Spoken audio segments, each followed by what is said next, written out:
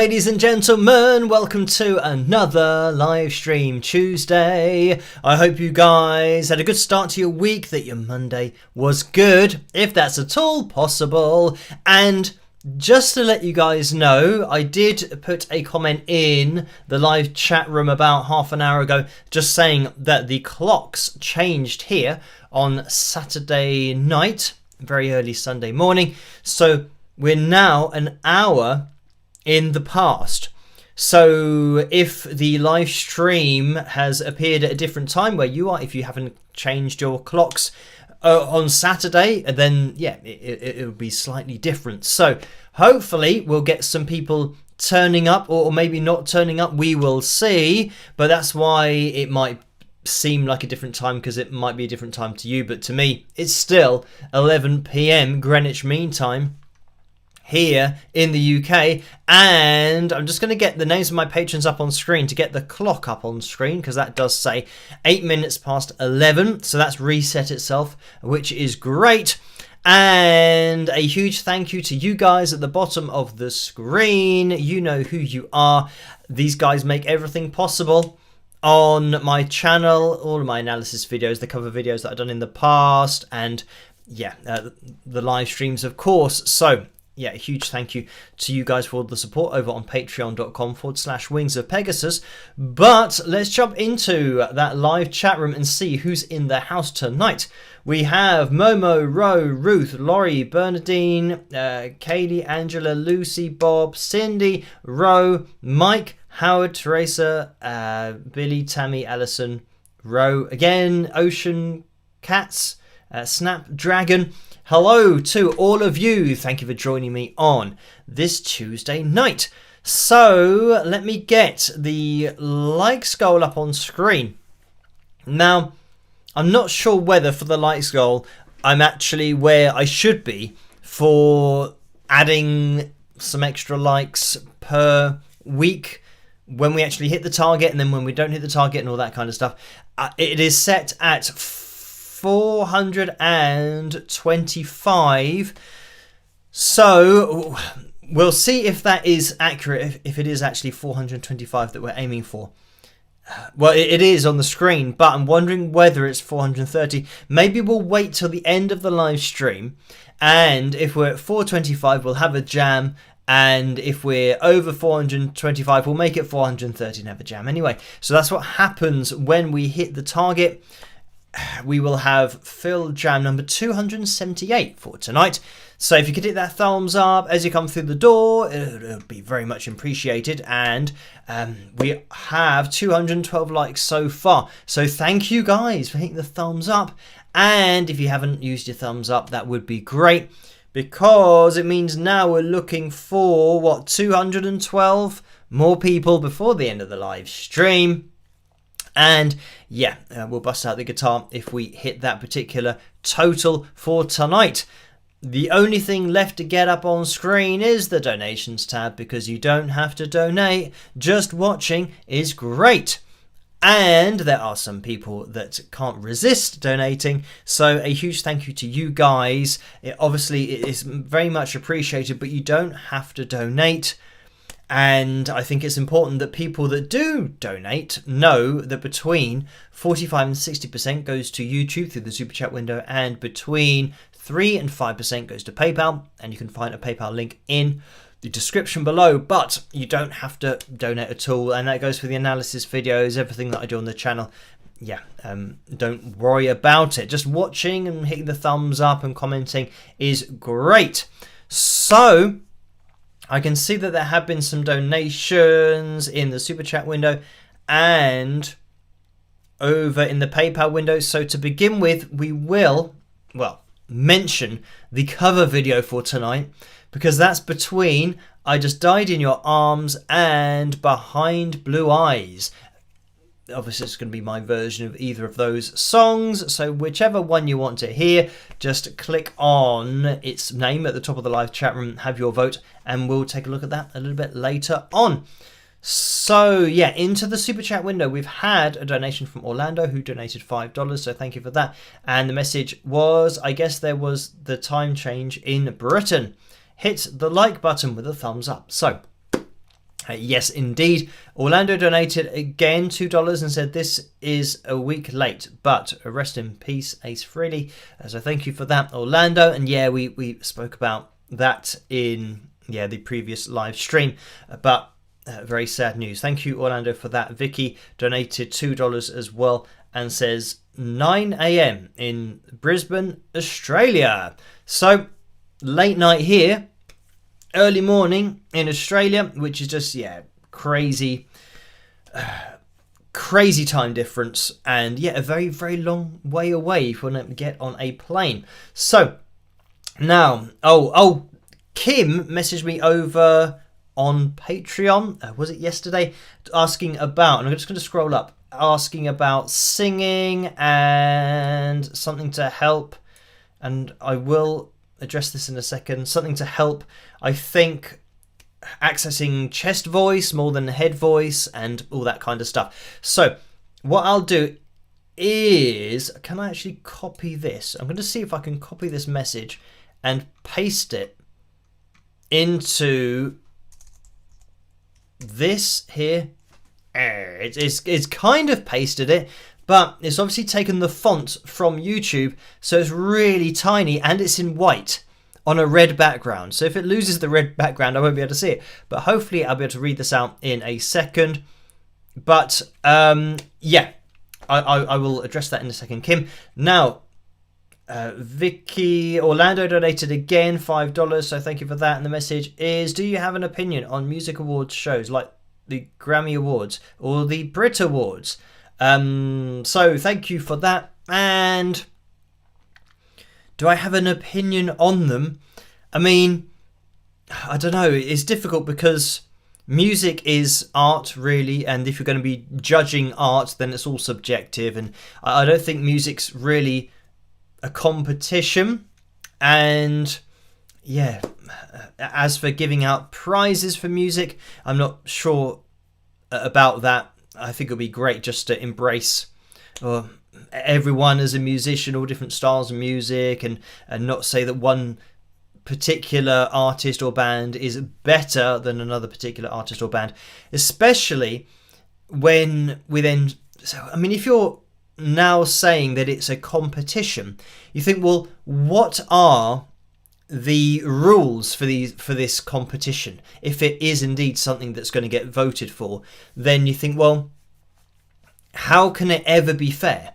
Because being an art form, it means that people can just do what they want because it's their art, and then that's how they decide to record and represent themselves, and how they want to be heard musically but also artistically as an individual.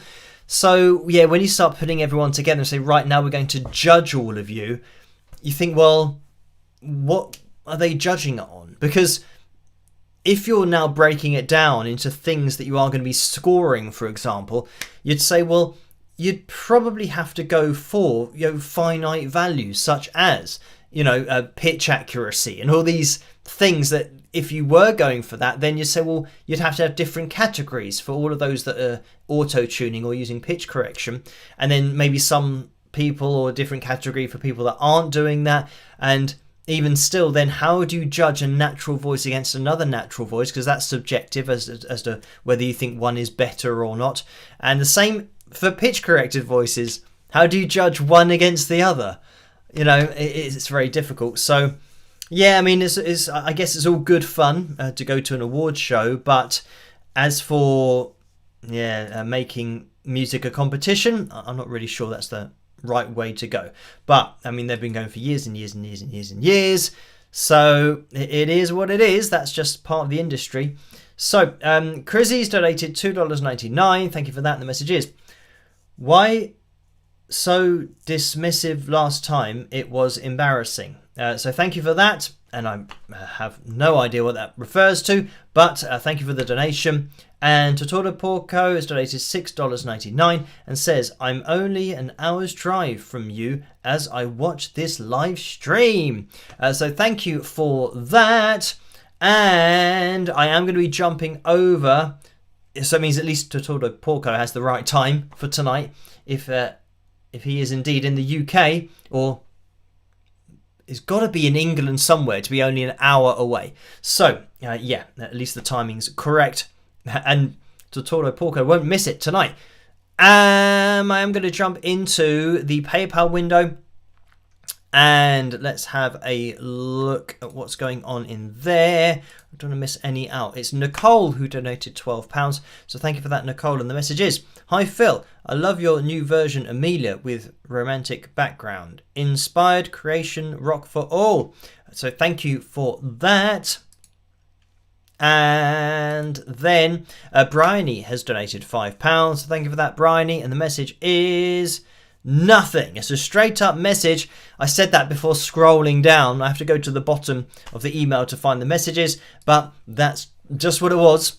So thank you for that, Bryony. Cindy donated £30, so thank you for that. And the message is, "Hi Phil, your John Fogerty analysis made me wonder if the success of the new Randy Travis songs using AI to help simulate his voice will inspire older artists to use AI to recreate their young voices. It seems like another way to deny being a normal human being who ages." So thank you for the donation.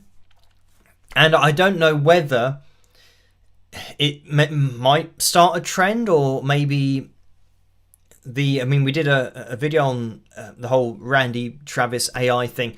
And I don't know whether that was the start of it. And maybe people thought, oh, I can just feed all of my old songs and my old vocals into AI. And AI will then come up with the vocal that sounds exactly like my old voice. And we know that people have been doing that without the artist's permission, and making songs and albums as if they are new songs and albums that actually aren't, and it's all AI. And I mean, I'm getting sent so many emails about artists that I'm having to tell people they're not real. They're AI creations. And yeah, I don't know. It's something that I feel like I've got to do videos on, just how prevalent the AI artists are, that they're all over the place, that there's just been an explosion of people, because it takes 2 or 3 minutes to make a song. So you've now got potentially the whole world, literally the whole world, who aren't musicians or have done anything musical in their lives, who can now create an image of the artist that they want. They can create a song, having no idea what it's going to sound like or have any ability to play or sing that song themselves, then set up a profile, upload it to Spotify and other streaming websites. And what's so crazy is the policing of this has been left to the person uploading. So there's just a box saying, do you swear that this is your own original material and isn't AI? And they just click on, yes, I swear, and that's it. So it's the people that are doing the scams. It's almost like the police saying to criminals, oh, did you steal that? And they've got a bag full of jewelry, and there's a jewelry store behind them that is totally empty, and the alarm's going off, and the criminal says, oh no, this is all mine, I didn't steal it. And the police say, oh well, fair enough, we'll have to look elsewhere for our investigation. It's ridiculous to think that the person filling out the form is what's policing it. It should be it has to be the other way around.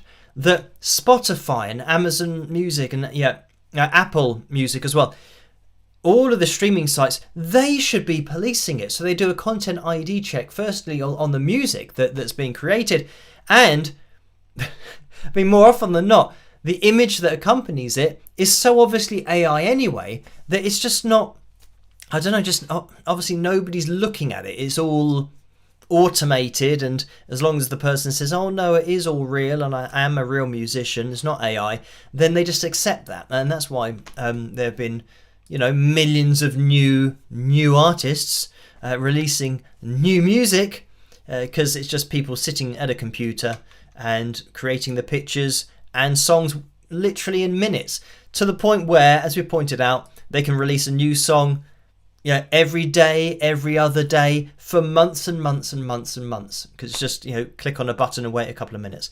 So Anyway, we will be moving on. So thank you for that, Cindy. I don't know whether it's going to start a trend in,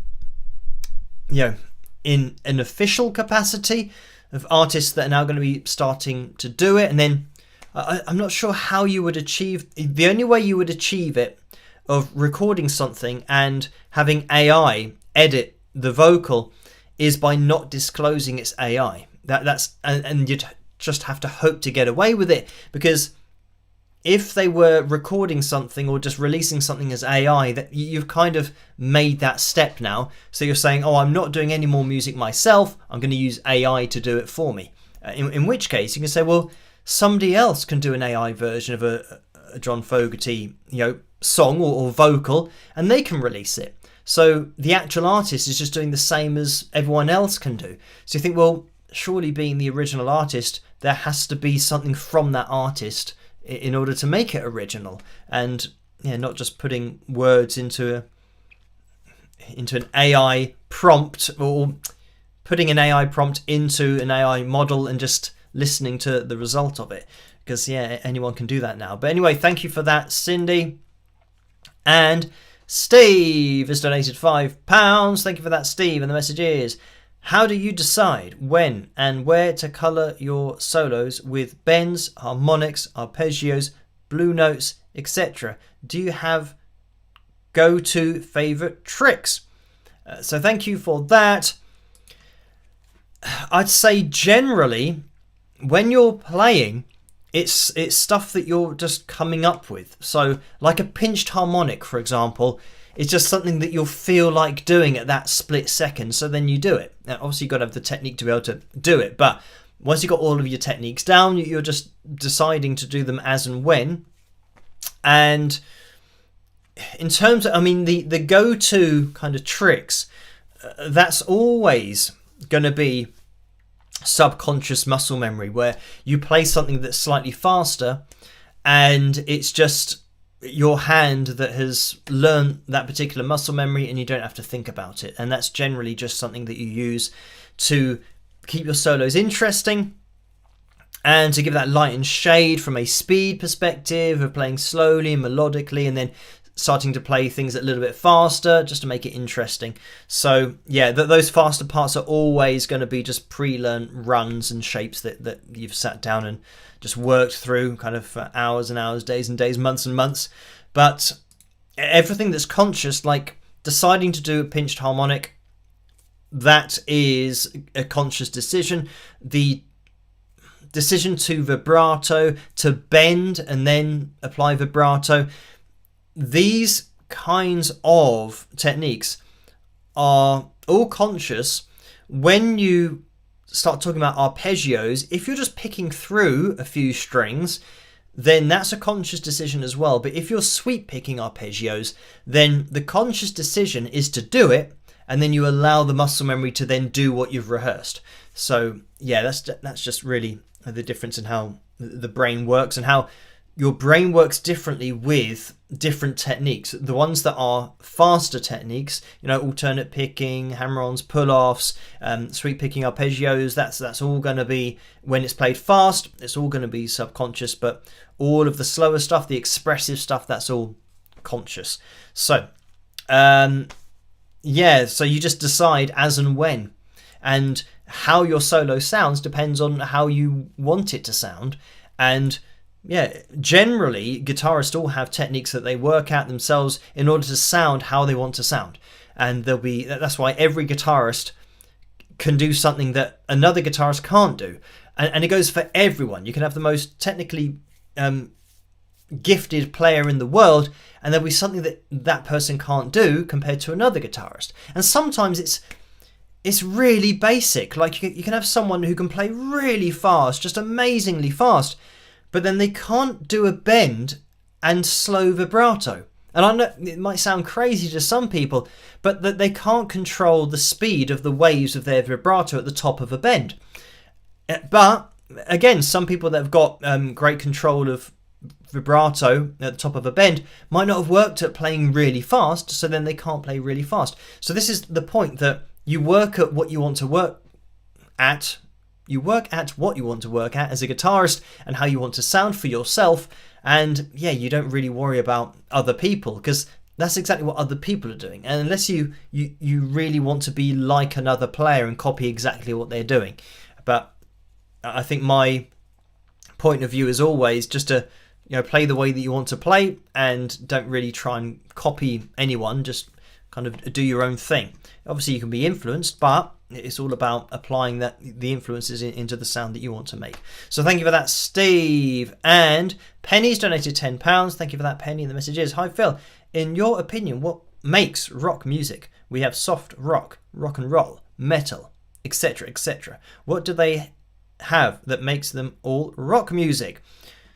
So, thank you for the donation. I'd say rock music, for me, I mean, there's got to be obviously distorted guitars. I say obviously, maybe people don't know this, but guitars that have distortion on there. So then for a lead solo, you'd have distortion on there. So I guess the opposite of that would be like jazz. You very rarely hear jazz songs and jazz guitarists playing with heavy distortion and delay. That's more of a rock thing and more of a metal thing. And heavy metal, when you're then talking about distortion, delay, and reverb as well. But generally with guitar, you sometimes don't need any reverb because the delay does the work for you. So when talking about the heavier genres, then you start detuning guitars as well, which gives it a heavier sound, which will, it's all kind of in that bracket of rock. But I'd say also the heavier vocal. And for me, I'm a fan of melodic hard rock. So it means that you've got rock-ish vocals, not overly, raspy, but you've got a melodic vocal that has harmony vocals in there as well. And again, when you start getting into heavier genres, the vocal starts moving more and more towards what some people might see as classical singing, like classical technique of having vibrato, that rather than having a straighter vibrato that doesn't cover as much pitch, where you might have a hum like that, and it's a little wobble. In heavier genres, you start getting home, home, and you get this more dramatic vibrato that's starting to get into kind of the more classical technique. And I know that a lot of people will know the heavier bands who have that kind of sound to the vocal. So, but again, that's all, I guess I call that kind of metal and heavy metal.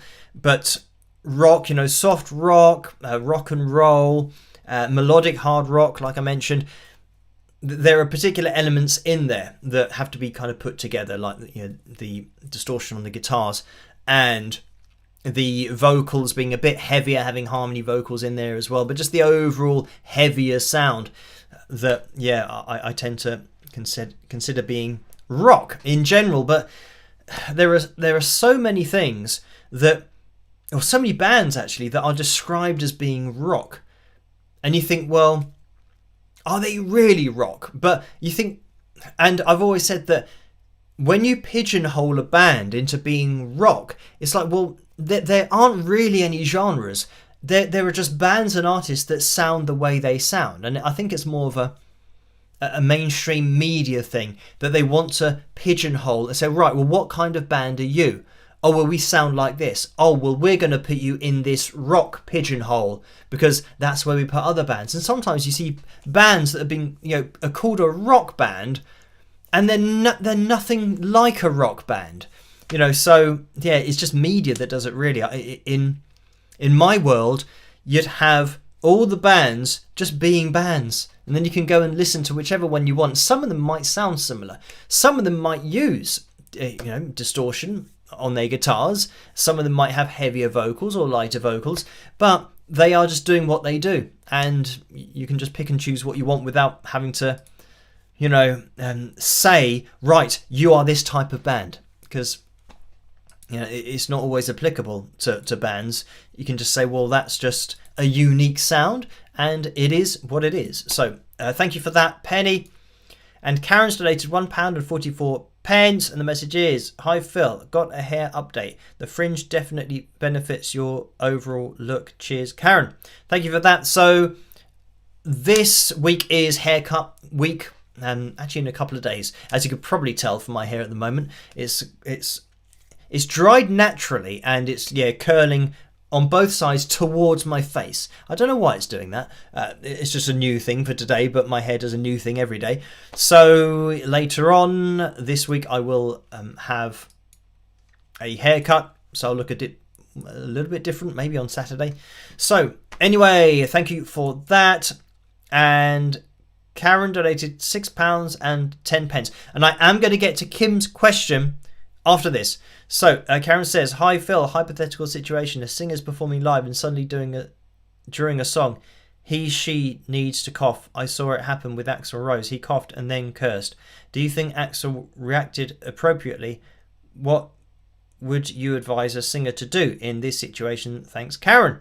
Exactly the same as the hiccup, really. If you're performing live and you've got a cough, then I say a cough is generally something that's only going to happen maybe once, if it just, a bit of dust gets caught in your throat or something when you inhale and you're about to sing.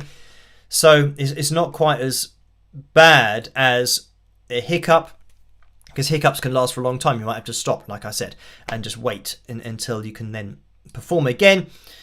So yeah, I think if you cough and you have to stop, just start the song again. And the worst thing that you can do is choke, because when you choke and a bit of water goes down the wrong way, for example, and this is why you've got to be really careful when you're drinking water between songs, staying hydrated. Like, I've always focused on the drinking of the water, because the worst thing is when you're drinking water and it goes down the wrong way and you start kind of choking and coughing, because that is going to ruin your vocals for a good 5, 10, 15, 20 minutes. You cannot go straight back into singing when you've just gone through that process. And people, if you do ever choke on something and you're coughing constantly, because obviously that little bit of water has gone down the wrong way going into your lungs, so you're trying to cough that out. So if you're really coughing, just trust me, try and sing something and your voice won't be there. So this is why, for singers that are, every singer should be drinking water between songs, but just concentrate on drinking carefully so that you don't have to go through that. But anyway, thank you for that, Karen. Right now, with Kim's question about vocals, here we go. Would you mind taking a little time to explain what a dull sound is and how can it help to access chest voice? Thank you. And that's from Kim. So, right, accessing chest voice, obviously it's going to be maybe a bit, or maybe feel a bit different for female vocalists, and male vocalists can kind of feel chest voice very easily because that's where they talk all the time. Whereas women sometimes will be talking in their head voice, not really knowing that they're talking in a head voice because it's not a kind of deep sound. But anyway, getting a dull sound, it's something that makes your larynx drop, and you might not be able to feel or see your larynx if you are a female, because it's more prominent on guys. But what you want to do is, a dull sound is when you're going oh like that, and I don't know, you can see how my larynx drops when I'm doing that.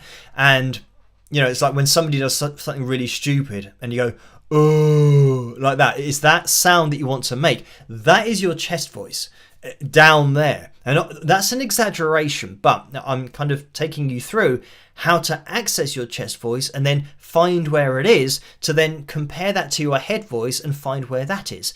So if you try to sing a scale in a really dull tone like that and went oh, then you're keeping a lot of it in chest voice. And if you're ascending and you go, oh, you'll find that the tone there, ooh, is really consistent up and down. But I'm keeping my larynx in the same place. So I'm keeping all of that tone and that body in the sound by keeping it there. Whereas alternatively, if I went, oh, and I go from now that dull sound into a brighter sound, you'll be able to maybe gauge the sensation that that note went kind of up here because you allowed it to, because you allowed your head voice to now take over and the resonance to kind of feel more like it is in your head. So you've gone from that chest voice into the head voice. And if you wanted to, instead of going, oh, and starting down there, I can go, ah, and just change the sound of the tone to ah. And now it all sounds like it's in the same place. Whereas when you're in chest voice, it feels like it's kind of really down low, and then you're taking it up higher. So anyway, the point of this is that if you're not using chest voice very much, you don't have to go you're not then going to be singing like, oh, and using that dull tone, because that's the extreme. You then want to go, get slightly not as dull, and now you're kind of in the middle. And then you can start to kind of move it up a little bit. So it's just finding where that point is. And you might find that, what I'm doing is at a particular point, I'm bringing chest voice up quite high, and I'm not changing into head voice or kind of mixing between the two. And therefore you might feel like you're struggling at the top end of your range because you're not, you're kind of going, oh, and you kind of get stuck there. So instead of going, ah, and allowing it just to kind of go up there. So something that you can experiment with. And with singing, it's all about experimenting with your voice, trying to understand it and figure out the way it works, and just doing different sounds. And just seeing how it feels as well, because there'll be particular things that if it's painful, it means that it's not something you should be doing. Singing shouldn't be painful, and this is where experimenting with the different sounds is always going to help. So anyway, that's what I would just advise if you are kind of looking to get more into your chest voice. It's always good to do the exaggerated version of it, so that you want to find where that is first and think, all right, now I get a feel for it, now brighten it up a little bit, and then see where that sits and where it feels like it's sitting. So anyway, there we go. Now there have been some donations in the super chat window, and by the way, guys, if you can hit the thumbs up, we're looking for 100 more people before the end of the live stream to then bust out the guitar and have a jam. So if you could hit the thumbs up, that would be great. Now here we had Malteser. Malteser, because Tortola Porco was last. Malteser donated $9.99. Thank you for that in the messages. Phil, looking at your hair, I think you definitely styled it for tonight. Hair blower on high. So thank you for that. And no, this is literally the opposite of styling. I don't really do styling anyway, but what I normally do is wash my hair and then dry it with a hair dryer. But today I just had a shower and just didn't dry it. So this is what it looks like when I didn't even use a hair dryer. So there we go. The opposite of styling tonight. Diamond Girls donated $5 as well. Thank you for that. And the message is, just curious, have you ever tried throat coat tea with slippery elm bark? It helps a gravelly voice or a sore throat. So thank you for that. And no, I have not tried that. I've just had,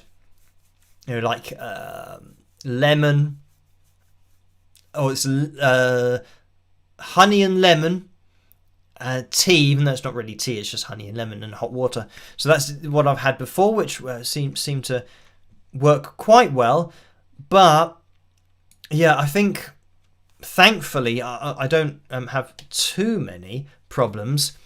And I think maybe if I was yet on tour, playing night after night after night, then it might be something that I then struggle with. I mean, having said that, I have found before that sometimes I'll do a live stream where I'm talking for probably about an hour and 10, an hour and 20 minutes non-stop. As you guys will know, it's a non-stop thing. And if during that day I've been talking a lot as well, then after the live stream, sometimes in the past I've then made analysis videos afterwards. So I kind of go quite early into the morning, and it'll be another maybe 3 hours. So by the end of that particular day, I might find that my voice starts to feel it a little bit, because it's just been probably about 10 or 12 hours of talking, and not talking at a low volume. When I talk here, I'm talking quite loudly, so it kind of balances when I'm singing or giving examples of things, and then talking and just giving examples of things isn't like real singing. If I'm kind of belting stuff out, then it's going to be a lot louder. But yeah, the whole point of just keeping everything on the same level is that it really cuts down on the editing later on. When I've done videos before, and it might be demonstrating something that is the top end of the chest voice, and I belt it out, and then when I come to do the editing, obviously that bit is so much louder. It's like I've got to now try to select that bit and reduce the volume because it's clipping, and that's the other problem, that if I keep everything nice and level, that there's minimal clipping apart from when I just belt stuff out, so I have to limit that as much as possible. But anyway, if I were touring, doing things night after night, then it might be something that I'd have to look into. But luckily, I mean, with my talking for many hours on my live stream days especially, just a good night's sleep is fine, and then I'm okay the next day. So anyway, thank you for that, Diamond Girl. And right, over on PayPal, we've had another 2 donations, and it's Deborah. So Debbie's donated £10, and the message is: "Hi Phil, just wanted to let you know the Stevie Nicks concert was really great.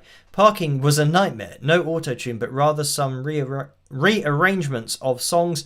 But glad to be back at live stream tonight. You're awesome. Love you, Debbie." So thank you for that.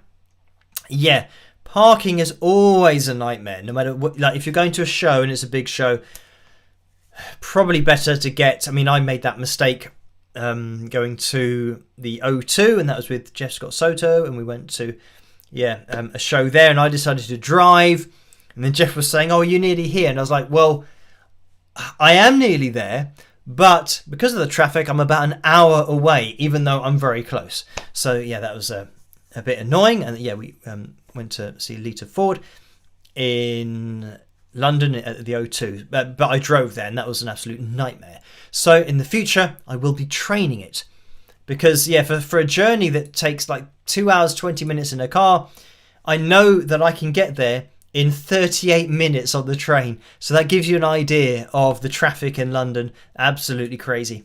So anyway, thank you for that, Debbie. And Connie's donated £20, so thank you for that. And the message is: "Off the subject, but I learned that mother sharks have a hormone that suppresses their appetite for a while, so they are less likely to eat the baby. A little shark talk there. Thanks, Connie." All I know about sharks and pregnant sharks is that they apparently, from what I've heard, are more likely to attack humans for food, because they're trying to feed the baby. And that's why if you're going swimming in the sea anyway, I think it's just risky, full stop. But definitely look out for the pregnant sharks. This is the problem. There's no way that you can know where the sharks are and which ones are pregnant and which ones aren't. Not unless you're an expert and you're looking underwater with a camera or something. So if you're just enjoying yourself swimming in the sea, just be careful. That's what I'd say. I mean, I'd always be a little bit a little bit wary of singing, of swimming in the sea, singing in the sea. You don't want to bring attention to yourself. That's even worse. But just swimming in the sea, if you're deep enough, if it's warm as well, I'd feel a lot more comfortable swimming in the UK waters where it's really cold, because sharks most likely won't be there. They don't really like that kind of stuff. So anyway, thank you for that, Connie. Now, let's see where we are at with the likeometer. 73 more people, I believe, required to hit the thumbs up to bust out the guitar and have a jam tonight. So if you could do that, that would be very much appreciated. Phil Jam number 278 we will be having tonight. And I can see we're just past midnight here in the UK, so things are moving along quite quickly. And let me think of, the last video that I made, which was the John Fogerty video that we referenced earlier. I usually on the live stream on Tuesday and on Saturday talk about the previous video that I've made, and for that one it's all a bit weird as to what was going on, and I can't, and this is the thing about my videos, I can't and I don't conclusively say one thing happened or another thing happened unless I have objective proof of that thing happening. And in this particular case, I know that I was playing the vocal from like 2 months ago, and there's same range, but John still has that range, but all of the rasp that was on the sound, and there's this little bit before in the chorus a few times that popped up that was a bit weird, a bit mechanical sounding. So as much as it sounds and sounded nothing like really John's voice in other performances and even in other recordings for 2020 and then 2024, even though it sounds totally different, I can't say that it is AI or that it isn't AI. It's just something that people are going to have to make their own decisions about, because unless I can provide proof, and maybe proof from people that worked on the project at the time and can give me the files and the AI model that was used and the original vocal and then the resultant vocal after running it through the AI. Once you've got all that stuff, then you can make a conclusive statement about it. But this is why on my videos, if I am saying something about a particular performance, is because there's objective proof that that is true. It's not just an opinion of mine, me saying, oh, I think, I've got an inkling that this is the thing that's happening, so therefore I'm saying it is happening. I always make sure that there's objective proof of what I'm saying so that my videos stay online, and the people that are performing and the artists and bands, there's nothing that they can do to take anything down, because they know what they're doing anyway, but I'm providing objective proof as well. So that's just how I do things. Anyway, now I think, we're going to have to get a bit of a spike of the lights going on. We've probably got 20 to 25 minutes in order to achieve the goal for tonight. So we'll keep an eye on the likeometer, and it's 10 to midnight here. So we might, I don't know whether we should jump into, let me see what I'm a little bit disorganized here with my messages over on Patreon. Let me click on this to find Phil Jam number 278, and it's going to be 6 minutes and 36 seconds. So it's not a really long one, but then rounding it up, going to be 7 minutes. So we'll have to leave enough space for that at the end. And I'm thinking about bringing in the cover video earlier tonight. I can see I Just Died in Your Arms has 55% of the vote. We do have a picture corner tonight, and I don't think we're going to have a troll corner, but I know that for one of my videos that there's probably loads of troll stuff in there, but I haven't looked through the comment section because sometimes you just know with a particular video there can be a fan base of particular bands and artists that don't understand what's going on, and even when you present the objective data and the objective proof of what's going on, they still deny what's going on. So in those cases, I'm already kind of ready for those comments, and I know that there are going to be so many of those comments that there's no point in replying to people, because there's no way, if you're presenting proof and they still say the opposite, there's no way you can reach those people, unfortunately. So yeah, for one of the videos recently, I think those comments are definitely plentiful. So no, we did have a troll corner in the last live stream, but we're not going to be having a troll corner tonight. So let's see.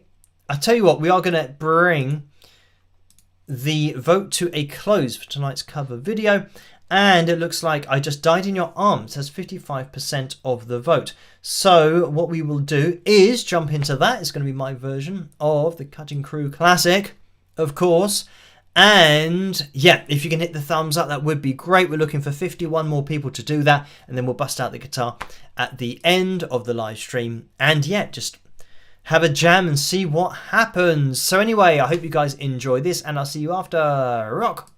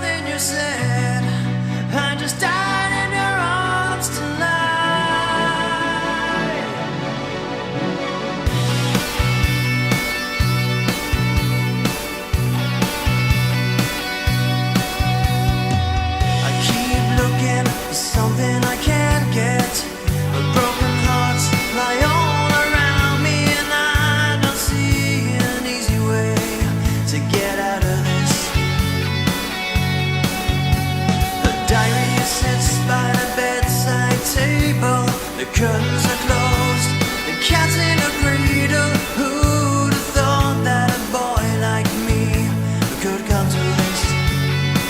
Whoa, I just died in your arms tonight. Must have been something you said. I just died in your arms tonight. Whoa, I just died in your arms tonight.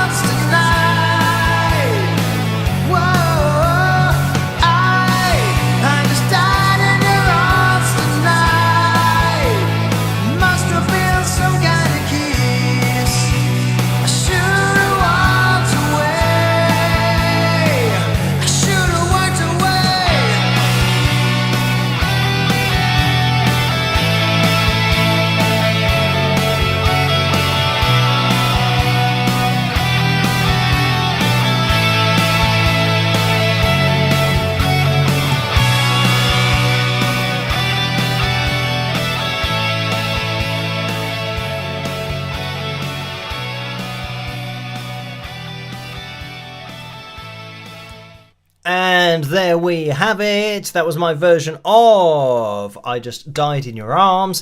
I hope you guys enjoyed that. And thank you guys over on Patreon for requesting that and Behind Blue Eyes as the cover videos for tonight. So we do have a few more donations in the super chat window. Thank you guys for these. Getting into... it was Karen who donated $4.99. I'm just going to check that I haven't missed any out there. Yes, the message is, Phil, is there trick or treat on Halloween in the UK? Do you have a favourite Halloween candy? Maybe a Halloween memory to share? Thanks, Karen. So I think I've been asked this before, that we as a family have never really celebrated or done anything for Halloween. When I was a kid, we didn't go out trick-or-treating, but people do that here in the UK. It's just for some reason my mum and dad weren't that into it.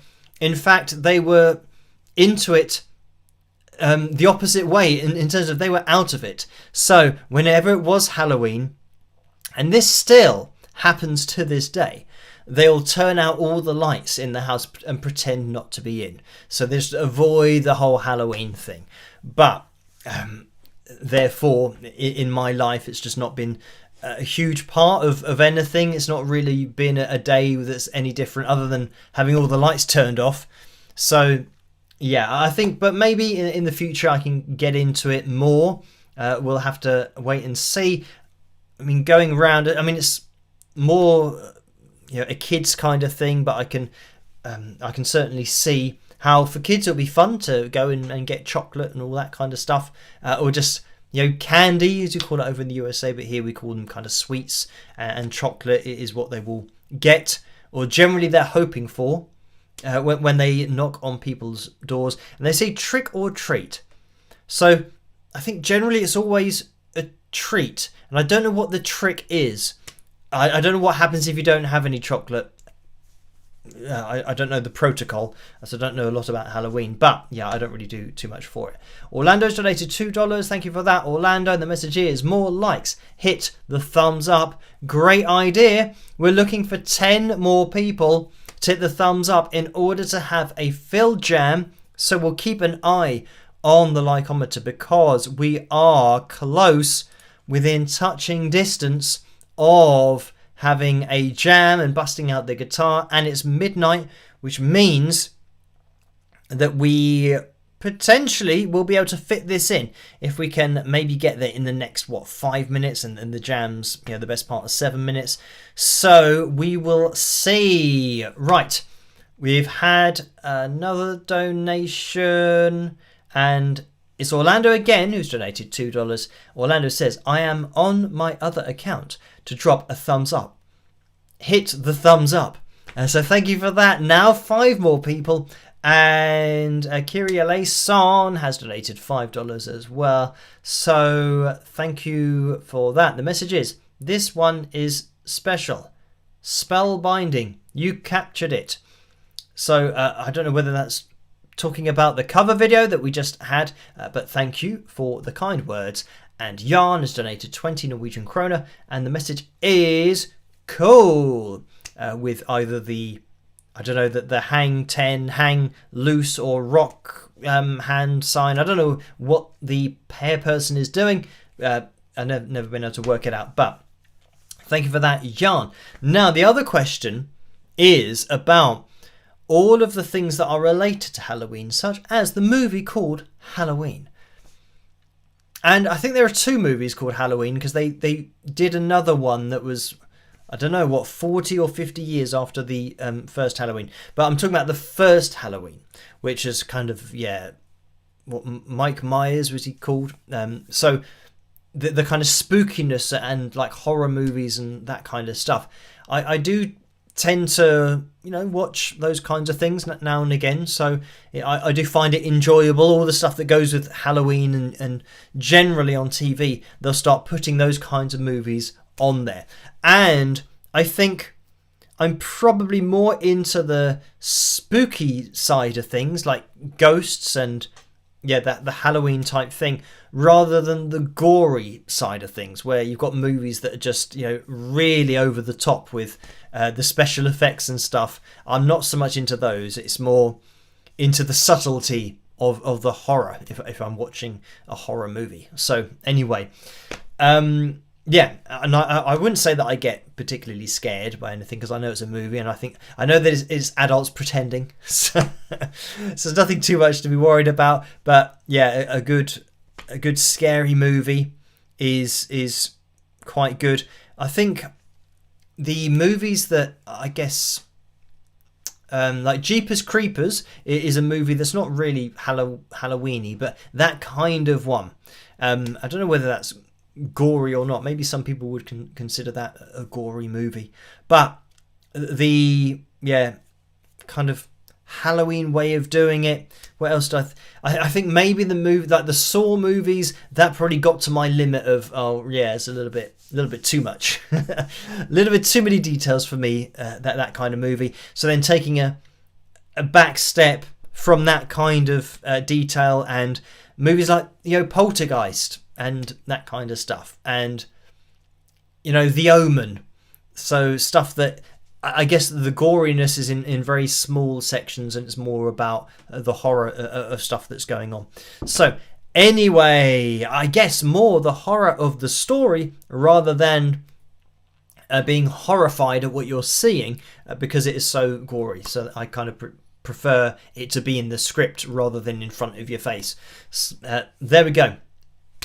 Halloween movies and stuff are cool. I do enjoy those.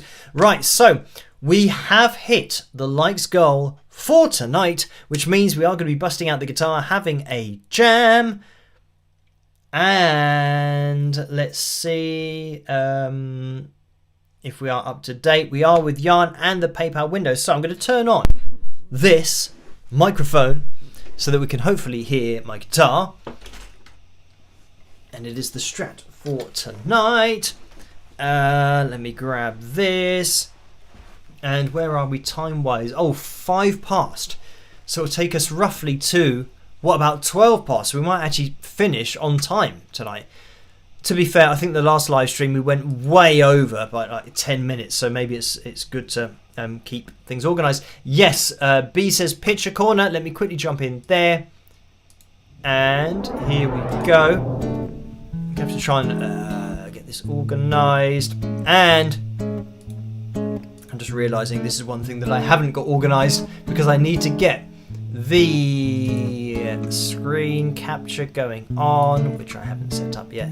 So let me quickly do that now. And as for where it shows up on screen, oh, that's not too bad, almost in the middle. So here we have from the land of 007 comes a new hero for our time. Agent A440, the man with the golden ears, does that say?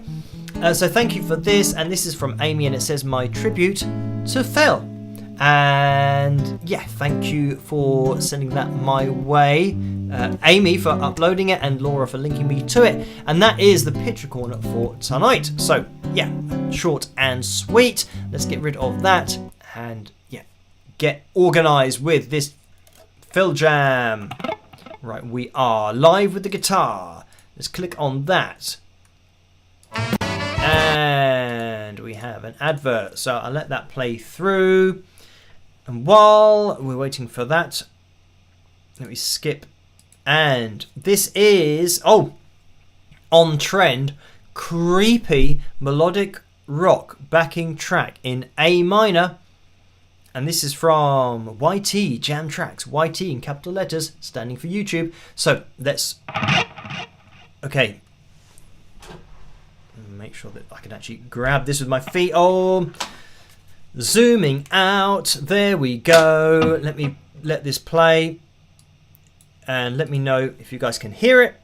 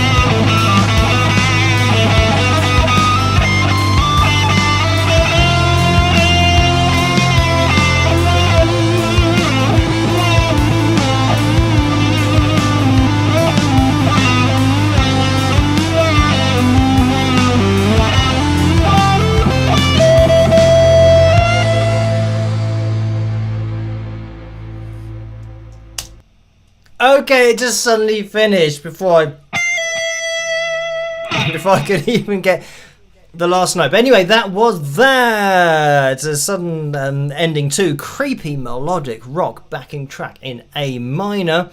And that is from YT, Jam Tracks, YT in capital letters, and then Jam Tracks as you would expect. So anyway, thank you, Joe, for sending me that, and that's just the same thing over and over and over and over and over and over and over. So yeah, that was that, and on trend, at least for the spooky Halloweenness that we were just talking about.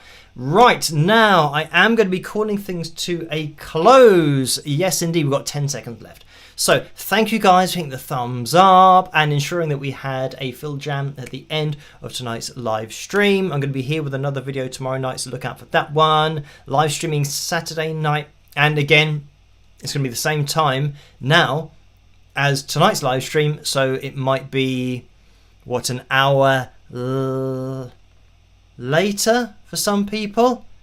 I'm trying to figure out what happens when it means that the clocks have changed. I'm an hour earlier, but does that mean it's now later for other people? Who knows? But it's going to be the same time. So look out for the live stream on Saturday night.